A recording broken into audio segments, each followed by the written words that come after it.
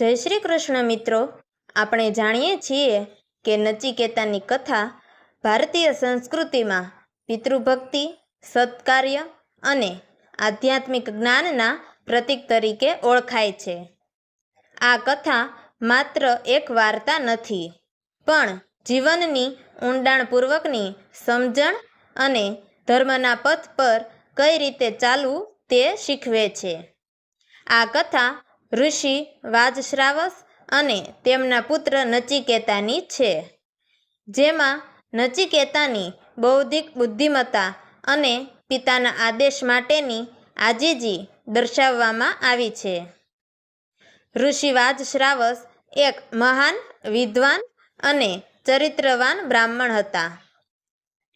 તેઓએ એક દિવસ વિશ્વજીત યજ્ઞ કરવાનું નક્કી કર્યું, જેમાં તેમણે પોતાની બધી જ સંપત્તિ દાનમાં આપવાની પ્રતિજ્ઞા લીધી હતી. વિશ્વજીત યજ્ઞ એ એક વિશેષ પ્રકારનો યજ્ઞ છે, જેમાં યજ્ઞ કરનાર દરેક વસ્તુ દાનમાં આપી દે છે. આ યજ્ઞ ખાસ કરીને અર્પણ અને કર્મયોગના સિદ્ધાંતને પ્રોત્સાહન આપે છે. ઘણા દિવસો સુધી યજ્ઞ ચલાવતા વાજશ્રાવસે એક પછી એક દાન આપવાનું શરૂ કર્યું. દાનમાં ગાયો, દાસ-દાસીઓ, ધર્માળો, ધન સંપત્તિ બધું જ આપી દીધું. દાન કરવું એ ભારતીય સંસ્કૃતિમાં પવિત્ર ગણવામાં આવે છે, અને યજ્ઞમાં દાન આપવું એ યજ્ઞકર્તાના ધર્મ અને કર્તવ્યનું પ્રતીક છે. વાજશ્રાવસે સંપૂર્ણ સમર્પણ સાથે પોતાનો યજ્ઞ પૂર્ણ કર્યો, પરંતુ અહીં એક ભૂલ થઈ.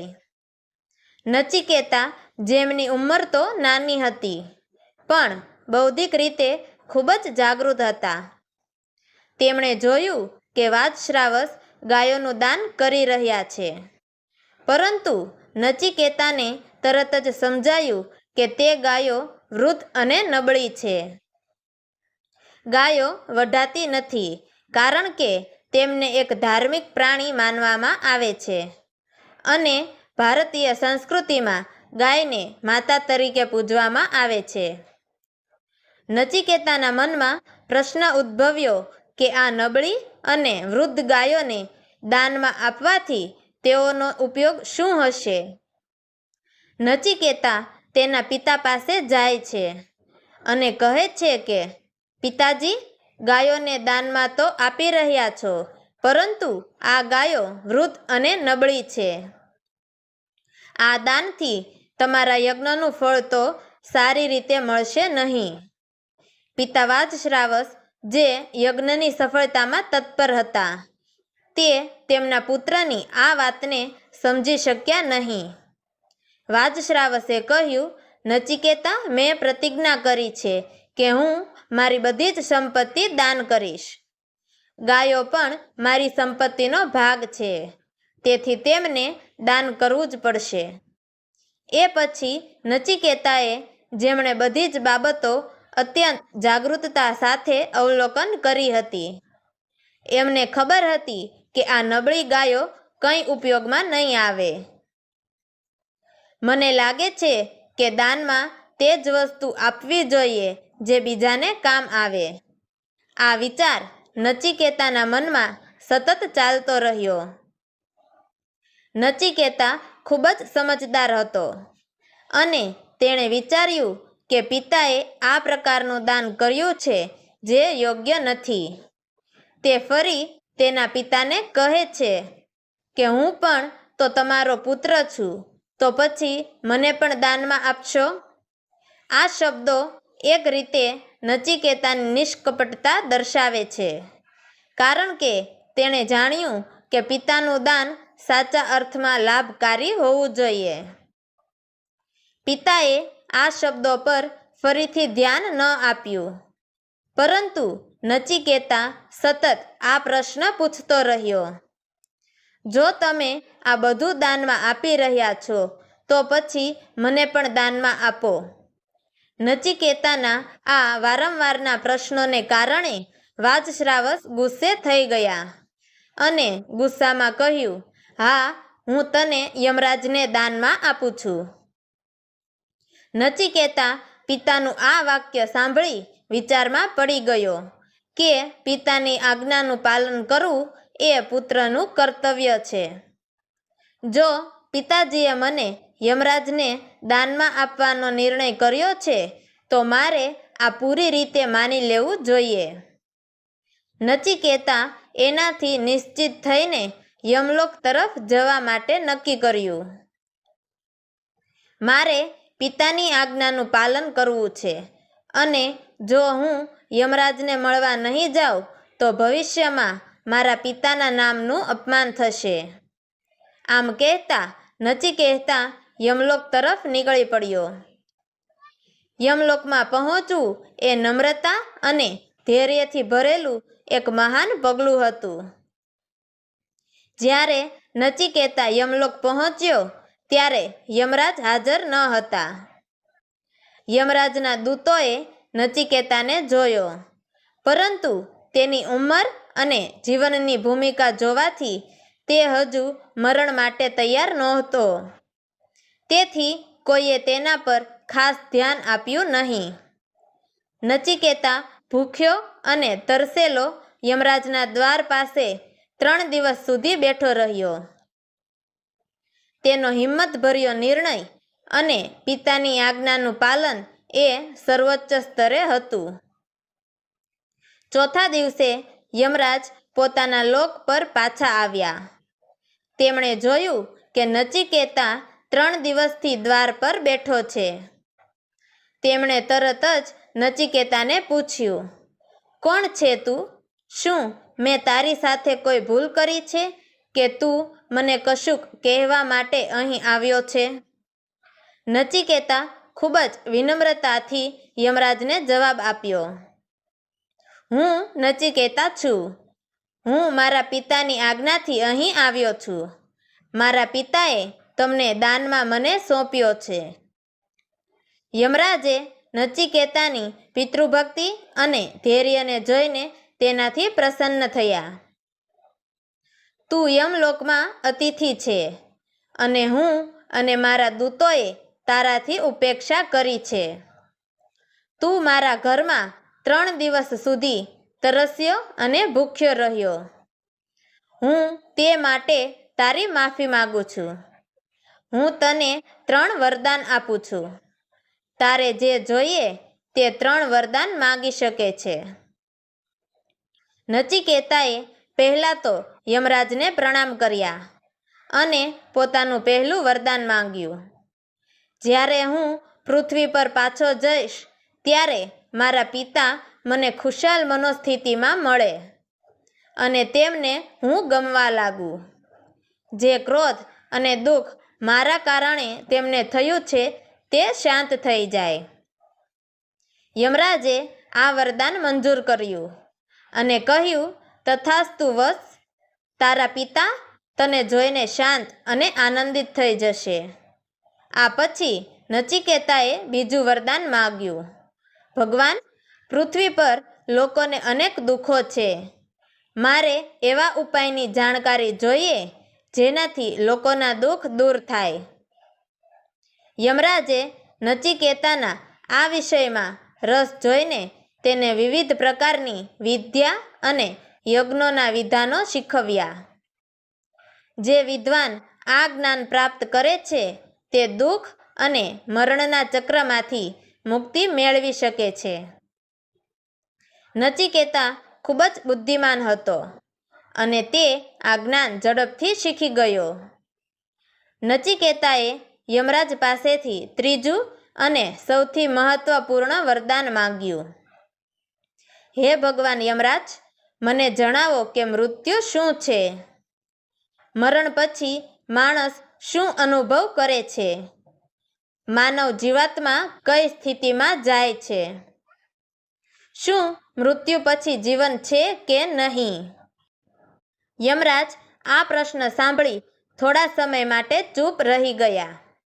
આ પ્રશ્ન અતિ જટિલ અને ગૂઢ હતો. મૃત્યુ અને તેના પદ્ધતિ વિશે જ્ઞાન મેળવવું એ ઘણી વિશેષ જિજ્ઞાસા ધરાવતું કામ છે.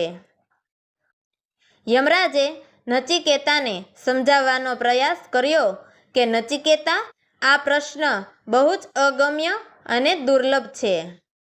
તે ખૂબ જ મહાન રહસ્યોમાંનો એક છે. તેનો જવાબ પામવા માટે આ જગતમાં અનેક રાજા મહારાજાઓ, ઋષિઓ અને મુનિઓ સદા જિજ્ઞાસુ રહ્યા છે. તું આ અણગમો સવાલ છોડી દે અને તેના બદલે પૃથ્વી પર જે તને ગમે તે બધા ભૌતિક સુખો અને સમૃદ્ધિઓ માગી લે. યમરાજે નચિકેતાને ઘણા સુખકારી પ્રસ્તાવો આપ્યા. મારે તને બધી સંપત્તિ આપવી છે. તું રાજા બની શકે છે, અનંત સંપત્તિ પામી શકે છે. તને ઇન્દ્રિયો માટે દરેક પ્રકારની સુખોની પ્રાપ્તિ થઈ શકે છે. અનંત આયુષ્ય, રાજસિક વૈભવ, યજ્ઞોના ભવ્ય ફળો, આ બધું જ હું તને આપી શકું છું. પણ તારા આ પ્રશ્નનો જવાબ પૂછવાનું રહેવા દે. આ જ્ઞાન માગવું તારા માટે ખૂબ કઠિન છે. પરંતુ નચિકેતા કોઈ સ્વાર્થ કે ભૌતિક સુખોને પામવા માટે યમરાજ પાસે નહોતો ગયો. નચિકેતા સમર્પિત અને જિજ્ઞાસુ બાળક હતો. તેણે યમરાજના લોભપ્રદ પ્રસ્તાવો ઠુકરાવ્યા અને વિનમ્રતાથી કહ્યું, હે યમરાજ, એ બધા ભૌતિક સુખો ક્ષણિક જ છે, ત્રાણસાધ્ય છે અને અંતે તો તેને મરણ સાથે જ સમાપ્ત થવું છે. એ માટે હું આ સુખોને માગીશ નહીં. મને તમારા આ બધા પ્રસ્તાવમાં રસ નથી. મારે સત્ય જ્ઞાન અને આત્મા પરમાત્માના રહસ્યોને જાણવું છે.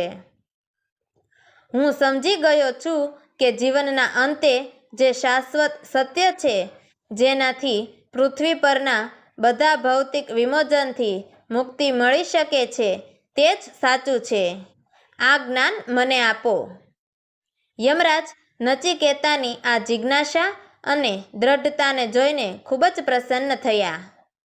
તેમણે નિર્ધાર્યું કે આ નાનકડા પરંતુ બુદ્ધિમાન બાળકને મરણ અને પરમાત્માના રહસ્યો જાણવાની ક્ષમતામાં તે પૂરેપૂરો છે.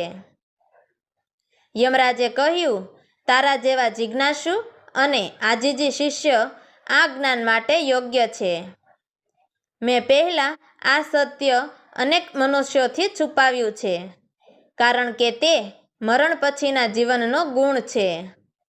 પરંતુ તારા નિશ્ચય અને વિદ્યા માટેની તરસને ધ્યાનમાં રાખીને હું તને આ અમૂલ્ય વિદ્યા આપવા તૈયાર છું. યમરાજે મરણ પછીના જીવનના રહસ્યોને નચિકેતાને જણાવવાનું શરૂ કર્યું. તેમણે કહ્યું, મૃત્યુ એ અંત નથી. મૃત્યુ માત્ર આ ભૌતિક શરીરનો અંત છે, પણ આત્મા અમર છે. આત્મા ક્યારેય મરે નહીં. તે શાશ્વત છે અને તે સમય, કાળ અને જગતના પરિવર્તનોથી બિનસ્પર્શિત રહે છે. જ્યારે માણસ મરે છે ત્યારે તેનું શરીર જ આ સંસાર છોડે છે. આત્મા ફરી જન્મ લે છે. અનંત ચક્રમાં ફરવાનું ચાલુ રાખે છે. પાપ અને પુણ્યના ફળોને આધારે આત્માનો ફરી જન્મ થાય છે.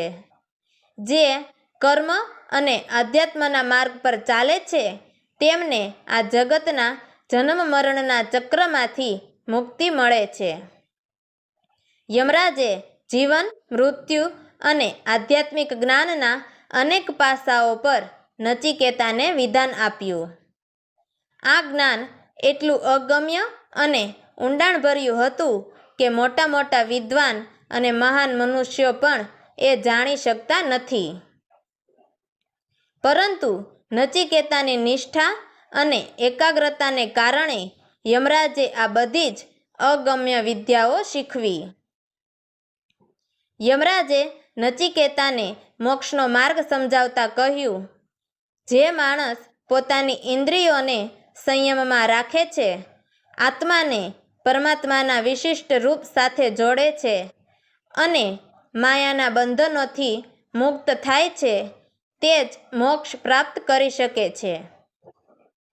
પરમાત્મા એ શાશ્વત સત્ય છે. તેને જ પામવો માનવ જીવનનો અંતિમ લક્ષ્ય છે. યમરાજે આગ્રહપૂર્વક કહ્યું, જગતના બધા સુખો, અલૌકિક વસ્તુઓ, ભોગવિલાસ એ બધું ક્ષણિક છે. સાચું સુખ એ છે કે જ્યારે માનવ જીવ પોતાની આ શક્તિઓને સંયમમાં રાખી પરમાત્મા તરફ પ્રયાણ કરે છે. મરણ એટલે ફક્ત આ શરીરનો અંત છે, આત્માનો નહીં. હવે નચિકેતા આ જ્ઞાનથી પરિપૂર્ણ થયો. તેણે યમરાજનો ખૂબ આભાર માન્યો. તે એ જ્ઞાન લઈને પૃથ્વી પર પાછો ફર્યો. નચિકેતા જ્યારે પોતાના ઘરમાં પાછો ફર્યો ત્યારે તે ખૂબ જ આધ્યાત્મિક અને જ્ઞાનથી સમૃદ્ધ હતો. તેમના પિતા વાજશ્રાવસ, જેમણે ગુસ્સામાં તેને યમરાજને દાનમાં આપી દીધો હતો, તેઓ હવે પુત્રના કારણે ઊંડા આઘાતમાં હતા. યમરાજના વરદાનને કારણે નચિકેતાના પિતાનું મન ફરી ખુશ થઈ ગયું અને તેમના મનમાંથી સારો વૈમનસ્ય દૂર થઈ ગયો. નચિકેતા પોતાના પિતાને મળીને ખૂબ ખુશ થયો અને તેમણે પોતાના પિતાને યમરાજ પાસેથી મેળવેલા જ્ઞાન અને મુક્તિના માર્ગો વિશે જણાવ્યું. નચિકેતાની આ કથા પિતૃભક્તિ, જિજ્ઞાસા અને આધ્યાત્મિક જ્ઞાન માટેની આગ્રહભરી યાત્રા છે. કથાના અંતે આપણને સૂર્યના પ્રકાશ જેવા સત્યનો અનુભવ થાય છે કે આ જગતના બધા સુખો અને ભોગવિલાસ ક્ષણિક છે. સાચું સુખ તો જ્ઞાન, સત્ય અને આત્માની ઓળખાણમાં જ છે. આ કથા મનુષ્યને મરણથી ન ડરતા શીખવે છે, પણ તેના પર ધ્યાન કેન્દ્રિત કરીને જીવનના ચક્રમાંથી કેવી રીતે મુક્તિ મેળવવી તે શીખવે છે. આ કથા આપણને શીખવે છે કે જીવનમાં સત્ય અને કર્તવ્યનું પાલન કરવું મહત્વનું છે. નચિકેતાની દ્રઢતા, પિતૃભક્તિ અને જ્ઞાન પ્રત્યેની ઈચ્છા એ આ કથાના મુખ્ય સ્તંભ છે. તો મિત્રો, તમને અમારી આ વાર્તા પસંદ આવી હોય તો અમારી ચેનલને લાઈક કરજો, શેર કરજો અને નવી કહાનીઓ સાંભળવા માટે નીચે આપેલા બેલ બટનને ક્લિક કરી અમારી ચેનલને સબસ્ક્રાઈબ જરૂરથી કરજો. તો મિત્રો, અમારી આ વાર્તાને છેલ્લે સુધી સાંભળવા માટે તમારો ખૂબ ખૂબ ધન્યવાદ. જય શ્રી કૃષ્ણ. હર હર મહાદેવ.